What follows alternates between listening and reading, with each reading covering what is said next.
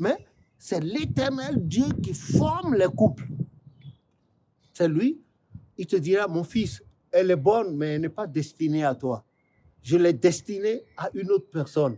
Voilà les erreurs que les gens pensent qu'une fois qu'on est chrétien, on prie et qu'il y a la lumière sur l'autre, la lumière. Non, les âmes, l'Éternel les a destinées. Si on retourne dans Romains 8, à partir du verset 28, il disait, ce que tu as connu d'avance, toi, Alès, l'Éternel t'a connu d'avance. Toi, Christian, l'Éternel t'a connu d'avance. Moi, Lévi, également, l'Éternel m'a connu. l'Éternel a connu Gabriel d'avance.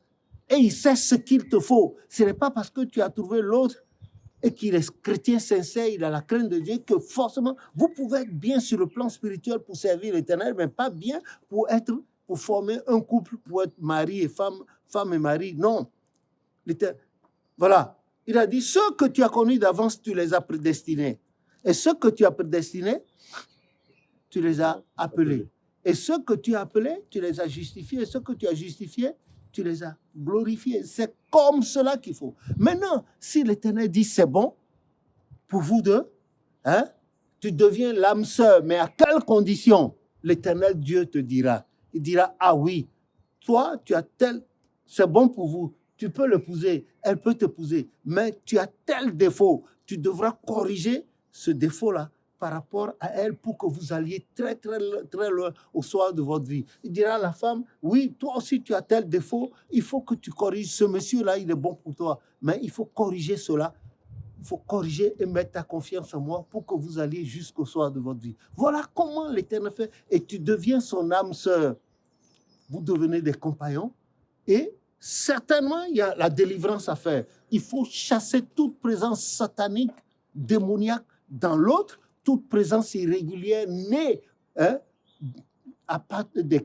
dont le Satan est à la base chassé, et vous devenez des neutrons positifs pour l'Éternel Dieu. Il vous met ensemble sa lumière sur vous et vous faites attention. Le jour, elle est chaude, toi tu es froid. Le jour, tu es froid, elle est chaude. Et vous équilibrez avec la prière et vous faites vos enfants, vous avancez jusqu'au soir de votre vie et on dira, ah, c'est mon âme sœur, c'est-à-dire que celle-là, quand tu parles déjà, elle devine la suite. Ah, celui-là, c'est mon âme sœur, quand je parle déjà, elle devine. Voilà, grosso modo, ce qu'on peut appeler âme sœur. Les gens parlent de prière d'union sur les paroisses.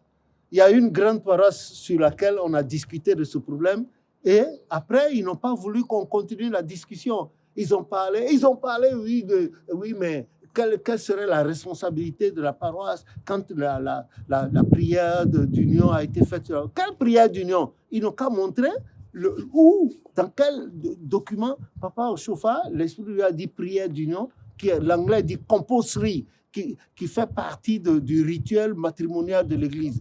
C'est quelque chose qui se fait souvent. Non, c'est des choses qui sont souvent. Comment? Depuis que je suis petit, le premier pas dans l'Église, j'ai entendu plusieurs fois les prières d'union. Non, oui, mais c'est quand? Prière d'union à partir de quoi? Prière d'union à partir de quoi? Les chargés de paroisse devraient bien réfléchir. Ils ne devraient pas se substituer à Dieu. Ils ne devraient pas se mettre à la place de Dieu ou bien faire dire à la mémoire de Papa Oshofa ce que l'Éternel n'a jamais dit à Papa Oshofa. Ce n'est pas possible. Ce n'est pas possible. Ils ne peuvent pas faire ça. C'est idiot et c'est bête. Qui leur a dit ça? Quand ils ont dit, c'est des âneries que les gens ont introduites dans l'Église et qui font des victimes. Vous avez été témoin. Elle disait ce jour-là, mais quelle est la responsabilité? Depuis quand l'Église leur a-t-elle dit qu'il y a prière d'union? Et ça a été légiféré dans l'Église chrétienne. Ils n'ont qu'à dire, moi, je n'ai jamais vu ça. Je n'ai jamais vu, jamais. Même avant, quand il n'y avait pas encore le rituel spirituel de l'Église, il y avait une manière de faire. Et je n'ai pas le temps d'expliquer. J'ai expliqué dans les livres pour vous et dans les vidéos. Je crois avoir fait une vidéo qui dure 15 vidéos là-dessus. Ça suffit. Alors, non, qui parle du mariage. Maintenant, prière d'union. La paroisse, ils n'ont pas formé, ils ne se sont pas connus devant les gens de la paroisse, les vieux, les sages de la paroisse, les mamans, les papas, ils ne se sont pas connus devant ces gens pour aller vérifier ce qu'on dit. Ils se sont vus, ils ont commencé par coucher avant de parler d'union. Qui leur a dit que leurs âmes étaient unies? Qui leur a dit ça? Est-ce que l'Église leur a dit? Ils ont commencé par coucher, découvrir la nudité d'abord. Comment? Tu peux utiliser un véhicule avant de l'acheter? Non. C'est pas possible. C'est pas possible. Tu ne connais pas les risques que tu encours. C'est de la même manière, toi, la jeune fille ou le jeune, tu as vu la fille, elle t'a vu. Vous connaissez pas votre nudité. Vous allez vers l'Éternel d'abord et l'Éternel vous dira ce qui pourrait amener des histoires, le nœud gordien éventuel qui pourrait amener des troubles entre vous. Mais c'est comme ça. Est-ce qu'ils ont fait ça? Ces chargés-là font ça. C'est de grosses erreurs. Ils ne veulent pas savoir. Hein? Job 8, verset 8 a dit, il faut aller chercher la vérité avec les anciens, les expériences de leur père. Vous y allez et on va vous dire. Ils ne posent pas de questions parce qu'ils ont reçu des onctions. Allez, ils se croient qu'ils ont reçu tout pour pouvoir... Non, c'est ça. Voilà. C'est leur faute, ce n'est pas la faute de l'Église. L'Église n'a jamais conseillé cela. C'est eux qui se fient à leur imagination pour pouvoir induire les gens en erreur. Ce qu'il ne faut pas faire. Voilà. Et ils n'ont pas le droit. Ils n'ont pas le droit. Non, cette union-là, c'est faux. C'est faux, c'est complètement faux. Comment ils peuvent se mettre à coucher avec une femme ou bien un homme avant d'aller parler d'union? Non, c'est pas possible. C'est comme si quelqu'un se mettait à conduire un véhicule avant de l'acheter. Non. Non, il n'est pas propriétaire de la voiture tant qu'il ne l'a pas acquise. Voilà ce qui se passe. Donc, il faut éviter ça. Ça, là, bon, c'est des choses que je n'aime pas trop entendre. C'est de la niaiserie. L'Éternel a donné l'Église à Papa Ochofa d'une certaine manière. Vous vous en occupez selon ce que Papa Ochofa a dit. Il y a un fondement, il y a un bâtiment, il y a une fondation. Si tu veux construire là-dessus, tu tiens compte de la fondation. Mais si tu n'en tiens pas compte, qu'est-ce qu'il fait? Le surpoids fait que le bâtiment tombe. Et c'est ce qui amène, n'est-ce pas, les séparations imprévues dans l'Église. Parce que le Saint-Esprit n'est pas au départ de votre union. Non?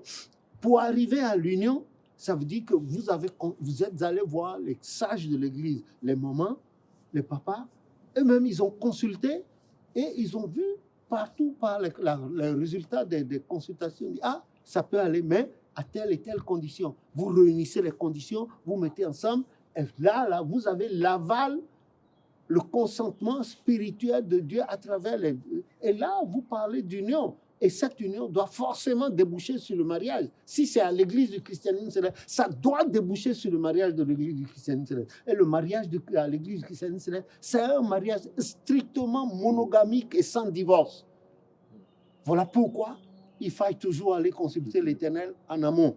Toujours, il faut aller vers l'Éternel.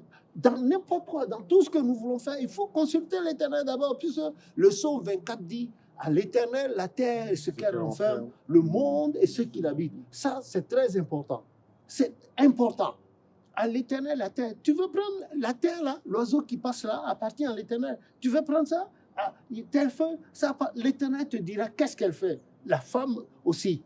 La femme que tu convoites, l'homme que tu convoites. C'est comme cela. Ces histoires d'union-là, on va en reparler encore pour que les gens ne fassent plus d'erreurs et que les visionnaires cessent d'embobiner les fidèles, que les fidèles aussi cessent de pousser les visionnaires à l'erreur. Ah oui, quand un visionnaire a faim, et il veut de l'argent, il sait que tu en as, il va te dire ce que tu veux, ce que toi, ton cœur veut. Mais ce que ton cœur veut n'est pas forcément le désir de Dieu. Voilà, on va continuer et je crois que si Dieu le veut, on va mettre le doigt là-dessus et ces erreurs vont cesser dans l'Église. Les nôtres vont vivre ensemble avec joie et nous serons tous en joie.